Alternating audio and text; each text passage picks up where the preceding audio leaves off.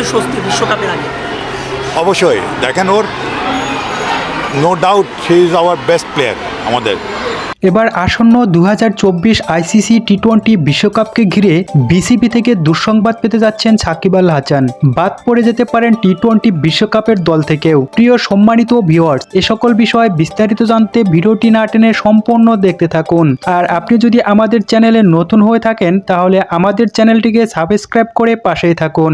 সম্মানিত ভিউয়ার্স, গত বছরে ওয়ানডে বিশ্বকাপের পর থেকে জাতীয় দলে নেই সাকিব আল হাসান। আঙ্গুলের চোটের কারণে ছিটকে যান জাতীয় দল থেকে। আঙ্গুলের চোটের সাথে সাথে দেখা দেয় তার চোখের সমস্যা।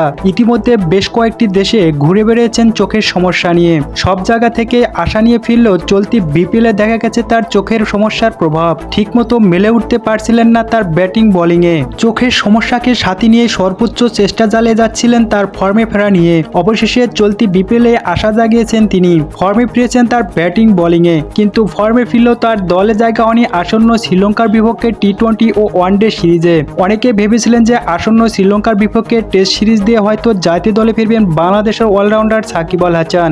এ বিষয়ে পরিষ্কার তথ্য দিয়েছেন বিসিবির cricket operation chairman Jalal Yunus. তিনি বলেন, সাকিব আল হাসান আসন্ন শ্রীলঙ্কার বিপক্ষে সকল সিরিজ থেকে ছুটি নিয়েছেন অনেক আগেই, কারণ তার চোখের সমস্যা এখনো ভালো হয়নি। ব্রেক নিয়েছে শ্রীলঙ্কা সিরিজের সময়, আমার মনে হয় তাই এরপরে ডেফিনেটলি। প্রিয় সম্মানিত ভিউয়ার্স, সামনে চলতি বছরের জুন মাসে আছে টি-20 বিশ্বকাপ। যদি সাকিব আল হাসান এভাবে জাতীয় দল থেকে নিজেকে সরিয়ে রাখেন তাহলে টি-20 বিশ্বকাপ থেকেও ছিটকে যেতে পারেন। আমাদের প্রত্যাশা থাকবে তিনি যত দ্রুত সম্ভব জাতীয় দলে ফিরে আসন্ন টি-20 বিশ্বকাপ দলে অন্তর্ভুক্ত হবেন।